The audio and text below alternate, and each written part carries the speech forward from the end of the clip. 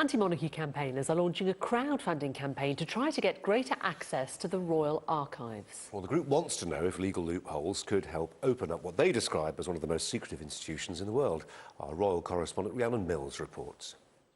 Very nice to see you. Yeah, thank you. The Queen's had access to a host of world leaders, read top-secret papers and been briefed on the most sensitive political issues.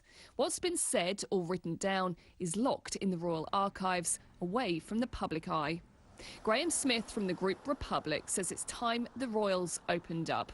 So they're launching a crowdfunding campaign to lobby MPs, launch investigations and potentially take it to court. And the British people, I think, have a right to know their past. They have a right to be able to properly judge this institution and the people that serve in it. And you can only really do that with full access to all the official records.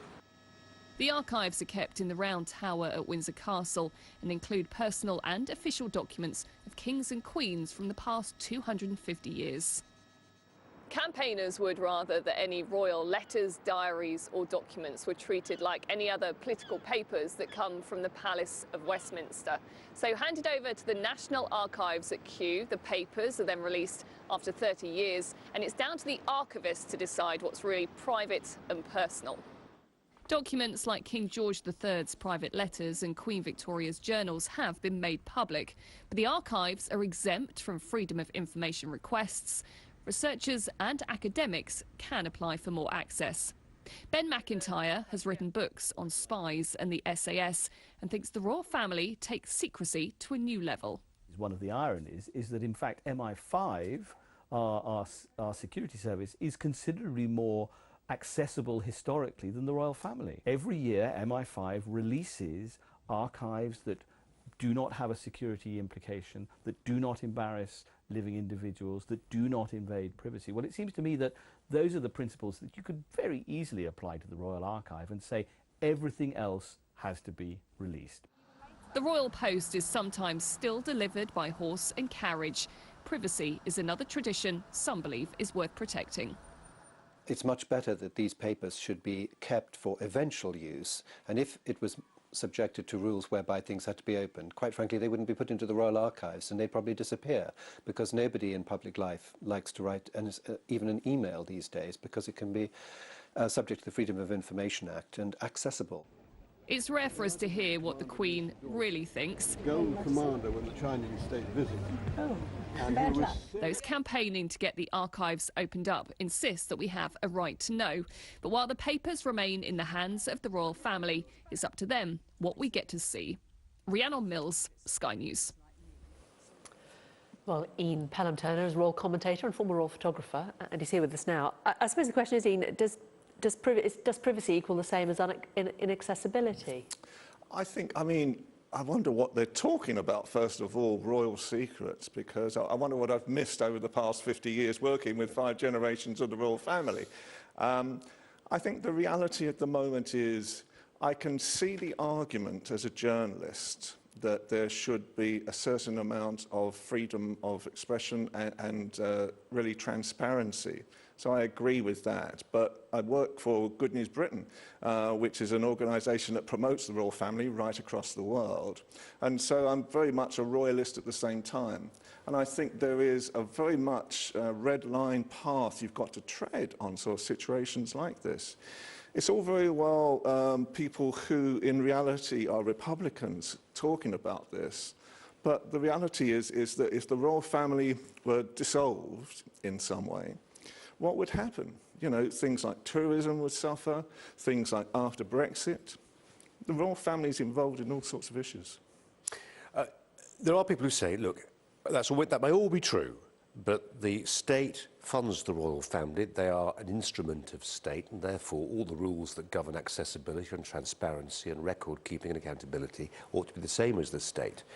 I suppose the problem comes, you know, Rhiannon in her piece there was talking about what the public records queue, you get the 30-year rule. So the Prime Minister says something and thinks, well, I don't want this to be out, but 30 years hence it comes out, we talk about it. Now that's fine if you're an elected politician. If you're the Queen, you know, you've done more than your reign has lasted twice as long as a 30-year rule. Absolutely. So you know, your reign is so long, it becomes a problem. Absolutely right. Because if you sort of think about it, so I was talking to my colleague Helen Ashard about it just before I came on. The way the royal sort of future will happen is that if the Queen lasts as long as the Queen Mother, that's another, 10 or 11 years at least, hopefully. When Charles becomes king, you know, it will follow on through that even on this 30-year rule, you know, halfway through his reign, will the 30-year rule come out as well. As I say, I think, you know, the reality these days is that there has to be a certain amount of transparency, and I agree with that.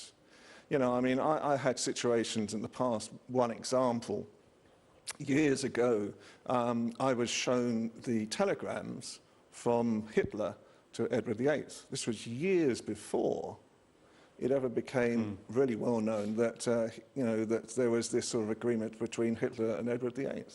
And at the time, could I get this story used anywhere? No. And even the negatives I took of both the gentleman who introduced it to me and the actual telegrams themselves, they disappeared. So these things happen. But I think nowadays, you know, if you look at it a few years on, the reality then was the story did come out. These days, if I'm honest with you, I think in reality Buckingham Palace leaks like a sieve most of the time. There are so many sort of stories coming out about it. You've only got to read your daily newspaper. When I was listening to Ben McIntyre and his suggestions, and I quite agree, you know, that there are certain red lines that have to be followed. Because obviously things like politically sensitive, security sensitive, and embarrassing sort of sections. But in reality, that's exactly what the Republicans are looking for. When we have seen revelations in the royal family, because there was the Prince Charles spider letters yes. that were finally published in the papers, I mean, were they really that revelatory? Were they really that damaging? Precisely. You know, and the reality is that Charles stays up half the night. Do you know? I mean, he will come back 10 or 11 o'clock at night. That's when he starts writing his letters as well.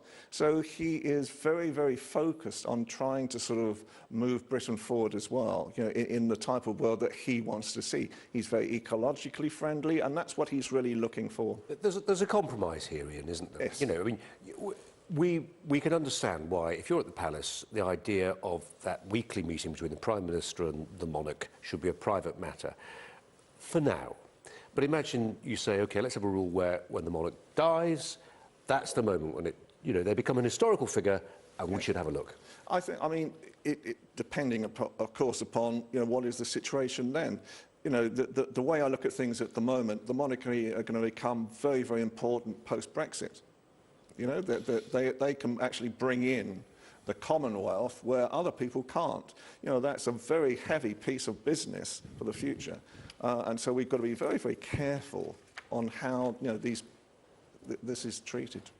Ian, thanks very much. Thank you. We're going to take to our Central London studio. Our city editor, Mike Kleiman's got some breaking news.